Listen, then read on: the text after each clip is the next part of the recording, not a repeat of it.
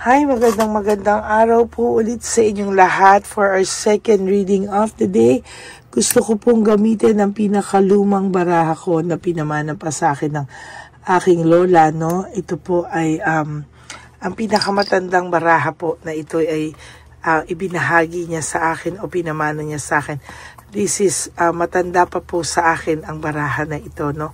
Gamit pa po ito ng lola ko nung siya po ay dalaga. No, ang lola ko po passed away ng 93 years old, no, dalaga pa po siya at ito po ay pinasa niya sa akin. So I'm sharing this to all of you. Magbabasa po ako using my oldest card, no. Oldest ever card ng lola ko, no. At talagang dito po ay makikita natin kung ano po ang pangalawang mensahe sa inyo ngayong araw na ito ng linggo, no.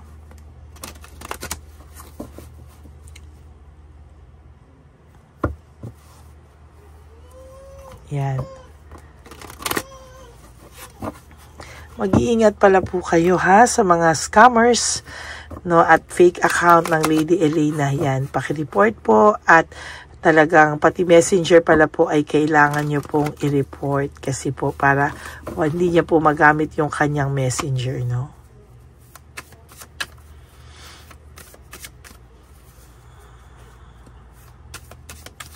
Yung messenger po kasi ang ginagamit niya sa masama. Okay, pili na po tayo ng 10 at then 10 ulit. Okay, 1, 2, 3, 4, 5, 6, 7, 8, 9, and 10. Pili po tayo ulit ng 10 naman dito. 1, 2, 3, 4, 5, 6, 7, 8, 9, 10.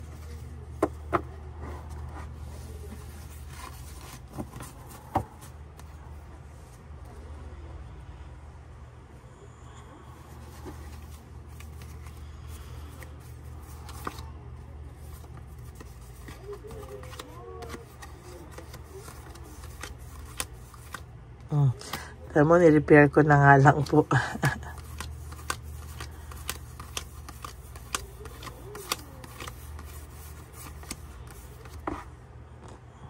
Okay, game po, no? So nakikita ko po may babaeng malungkot, no, na pilit pong lumalaban, ano. For some of you na may third party, may isang tao na pilit pong lumalaban kahit po ang pakiramdam niya po talaga ay talagang siya po ay sakit na sa kanyang pakiramdam. Pakiramdam niya po ay ikaw pa rin ang mahal, ikaw pa rin, parang pakiramdam niya po ay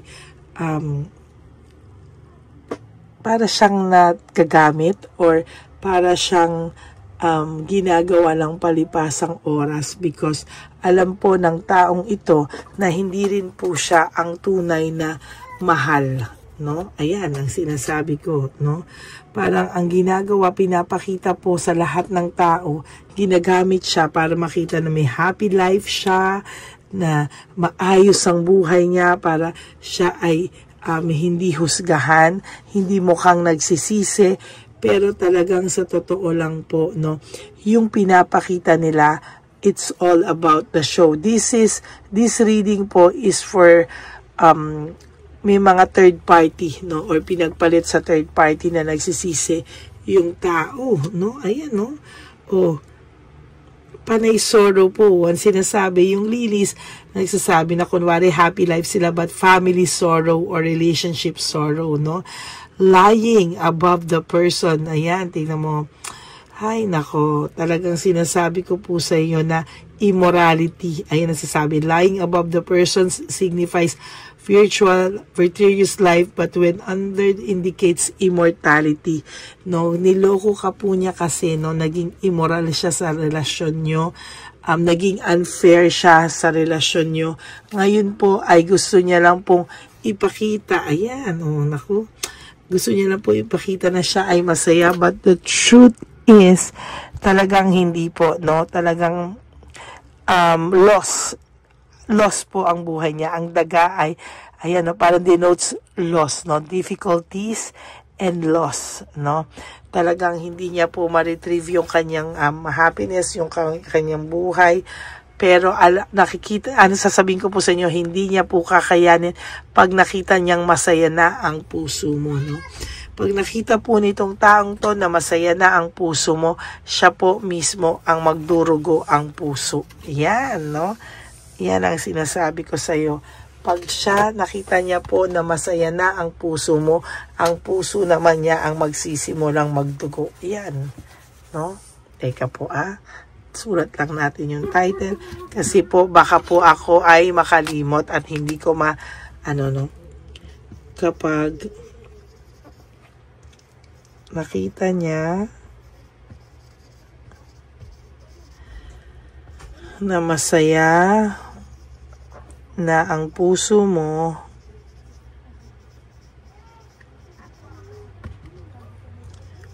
puso naman niya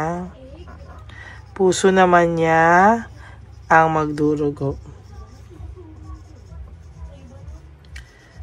Durugo. Yan. Kasi kung panay ganyan po, no, panay ganyan po ang ipapakita niya sa iyo, no, na masaya siya, na ikaw ang talo, no? Gusto kanya pong inisin, ano? Pero sa totoo lang po, bakit ka ba niya iniinhes? Bakit gusto niyang makita mong talo ka? Bakit gusto niyang makita niya na malungkot ka? Gusto niyang makita na malungkot ka at hindi ka masaya nang wala siya kasi may pagmamahal pa po siya sa iyo. Ayan, no? Technically, ang tao po na wala ng paano ko ba sasabihin to? Ang tao po na wala ng pagmamahal, wala ng concern at hindi na siya dapat apektado. No? Hindi na siya dapat apektado, hindi na siya dapat nakikibalita. What for? No? Pero ngayon sasabihin ko sa inyo, napakalungkot ng taong ito. No? Hindi niya po alam mo. At magkakaroon po ng injury talaga, no? Deep injury yung kanyang puso, no? Kapag nakita niyang masaya ka na. No? Kapag nakita niyang masaya ka na, siya naman po at hindi niya po talaga kakayanin, lalo na pag nasaksihan niya, nakita niya mismo na ikaw ay may iba na may pumalit na sa pwesto niya. Sometimes kasi mga kapatid, kapag lagi niyo pinapakitang clingy, pagmamahal, kasi kayo, grabe kayo magmahal, no? Grabe ka magmahal. Parang yung pagmamahal mo, kinalimutan mo na yung sarili mo, lahat ng pag-aalaga. Kasi pag masaya tong tao, masaya ka din eh. Yun yung happiness mo. Kaya kinalimutan mo yung sarili mo kasi lahat, no, binigay mo sa kanya ng buong buo na tipong ikaw na yung nawalan. Ikaw na po yung naubos, no? Sa pagmamahal mo sa kanya along the way, nakalimutan mo, mahalin yung sarili mo kasi kala mo kung masaya siya, masaya ka na din. Yun ang happiness mo. Nakalimutan mong pasiyahin muna yung sarili mo. No? Yan ang sinasabi ko, no? Yan, no? Nagkaroon po talaga ng infidelity, no? Pero wag ka pong mag-alala. Sooner or later, you will be successful in business and in love, no? Sa trabaho mo na lang muna po i-focus yung iyong sarili, no? Sa sarili mo muna, sa trabaho mo, sa sarili mo, diyan mo po i-focus lahat, no? At magiging masaya ka na rin daw po. Pero yung snake daw po ay hindi magiging masaya, no? The sun signifies happiness, joy, lahat na yan. Pero yung snake po, no? Pag malapit daw sa snake at sa mouse, yan, no? Ay talagang dark clouds, no? Talagang malulungkot po talaga siya, no? Sinasabi ko po sa inyo yan. Siya po ang magdadala niyan, ano? Meron din pong parating sa iyo o sa buhay mo na somehow makakapagpa-realize sa iyo na hindi mo deserve ang taong to. Pero nagtataka ka rin kahit na ayaw mo na, bakit naiisip mo pa rin to? Bakit ka nagigising ng alas ng madaling araw, no? To be exact, madaling araw na lang ilagay natin. Kasi po, naiisip ka niya. It is his or her energy, not yours anymore. Hindi na po yung energy mo na namimiss mo siya na ganyan. Energy niya na po ito, sa totoo lang. Ang dami pong karmang darating sa kanya. Ang dami pong talagang sinasabi ko sa iyo, babalik po sa kanya yung karma, babalik po sa kanya yung tadhana, no? Yung lahat po ng ginawa niya sa iyo, ibabalik po sa kanya ng tadhana. Kaya sabi sa iyo, relax pa to dahil akala niya, relax pa to kasi akala niya po na masaya yung buhay mo niya dahil ikaw yung malungkot, no? Hindi mo kaya mawala siya, kaya mag-e-enjoy muna siya, magre-relax muna siya kasi alam niya anytime na gusto niya na daw bumalik sa'yo ay talagang pwede dahil mahal na mahal mo naman siya. Pero hindi po, no? Isa yung malaking kalokohan. Lalo na po pag may nakita na siyang nagmahal sa'yo, napalitan na po yung pagmamahal, yung replacement po, no? Na may replacement na siya sa buhay mo, na meron na pumalit sa kanya, somebody takes his or her place sa buhay mo. Ouch! Talagang yung puso niya po, ayan, magdurugo talaga ng sobra. Hindi niya po kakayanin. Maliligaw po ito ng direksyon sa buhay. Mawawalan po siya ng direksyon sa buhay. At totally, hindi po niya kakayanin pag ikaw po ay lumagay sa tahimik o sa isang bagong relasyon na talagang pakiramdam niya wala ka ng pakialam sa kanya, siya naman po ang iiyak, no? At talagang hindi niya po kakayanin yan, sa totoo lang po, no? Marami rin pong, wag ka pong magtitiwala basta-basta. Marami rin pong nagpe-pretend nakakampi mo, but the truth is hindi. Ganon din sa kanya. Maraming nagpe-pretend na pinapaniwalaan siya, pero sa totoo lang pinagtatawanan siya, no? Yan po ang inaano ko talaga sa kanya. Huwag ka mag-alala, may highest hopes ka pa po, no? Na talagang tipong hindi ka pa rin naman pababayaan ng tadhana. Sinasabi ko sa iyo, mag-iiba ang ikot ng mundo niyong dalawa, magbabaliktad. Kung dati ikaw po yung sakit na sakit, ngayon po siya na po yung magiging sakit na sakit. Aray, ayan, no, talaga pong mawawala ng direksyon ng buhay nito. Magkakahirap-hirap po ito sa buhay. Ayan, no, nabunot ko ito. Talagang unlucky po ang magiging niya, no, unlucky po talaga yung kanyang magiging susunod na mga panahon sa buhay niya. Of course, shucks. Pagkatapos po nitong hirap-hirap siya, the tower, yan, no, the tower signifies po talaga niyan, talagang kamalasan, disaster, no?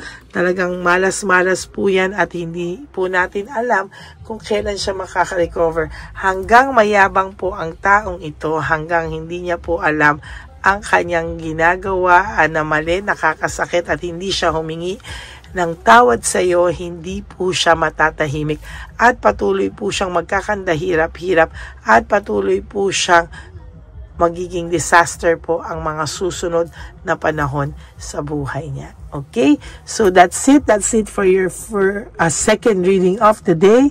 I hope po na naka-resonate kayo, and if you do, can you please give me a like and comment down below para alam naman po natin kung saan at kung ano po ang inyong pakiramdam, no? Nasa na po kayo sa recovery stage nyo? Ano po bang nararamdaman nyo? I really want to know, no?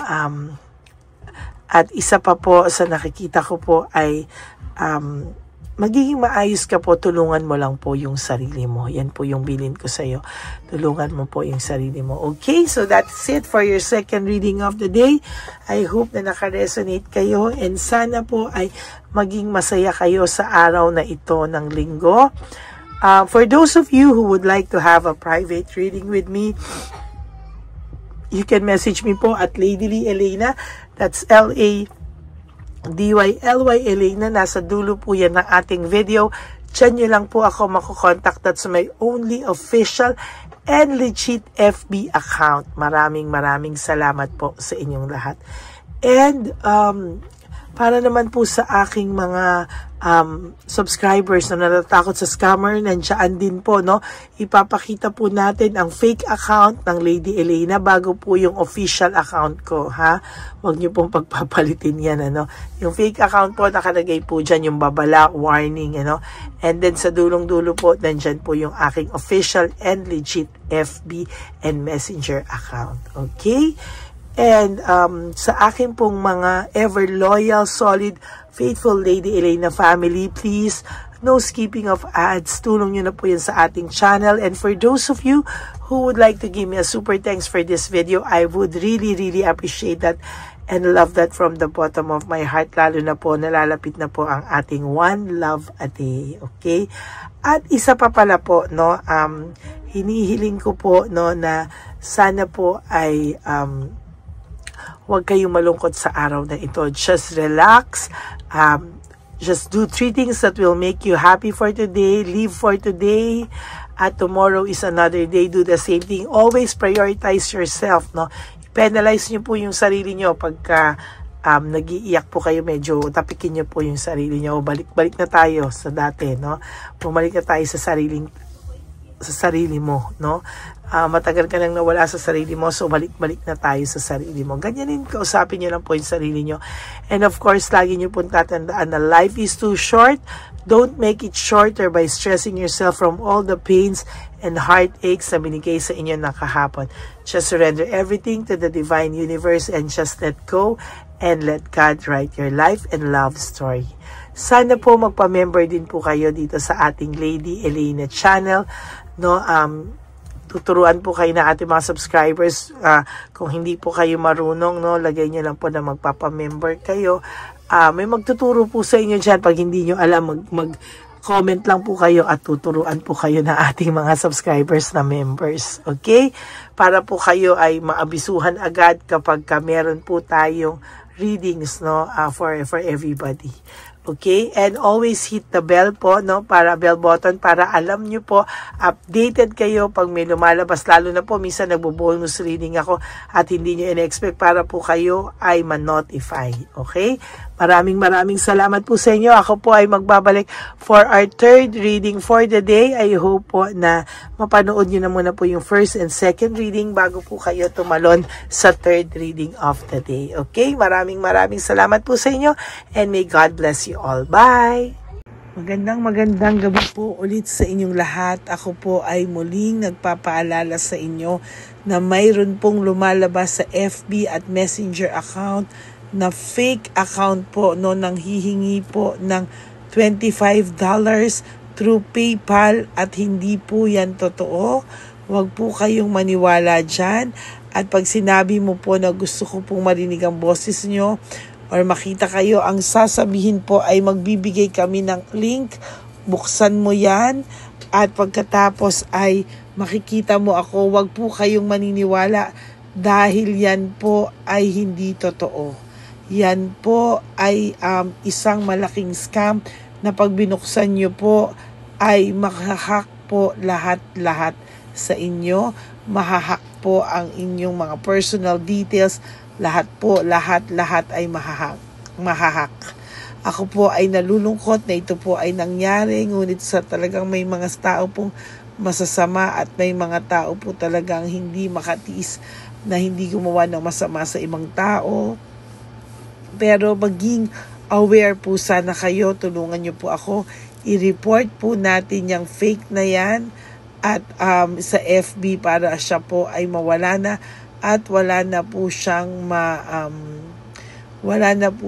mabiktima pa, no? Nandyan po lahat ng details at maraming salamat po sa inyong lahat. Maraming salamat po sa inyong lahat at mag-iingat po kayo.